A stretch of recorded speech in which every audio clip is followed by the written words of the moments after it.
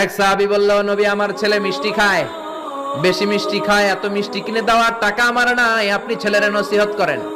বিশ্বনবী বললেন, বাবু তুমি কি বেশি মিষ্টি খাও? ছেলেটি বলল, জি নবী খাই। বিশ্বনবী বললেন, যাও আগামী সপ্তাহে তোমার বাবাকে নিয়ে আবার আমার কাছে এসো।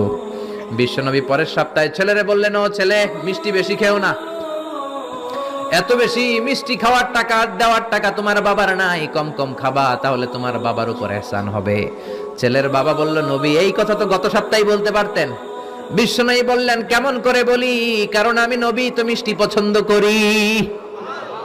এক সপ্তাহের ব্যবধানে নিজের অভ্যাসটাকে পাল্টালাম, মিষ্টি কম কম খাওয়া শুরু করলাম, আগে নিজে আমল করলাম, তারপরে তোমার ছেলেরে বললাম।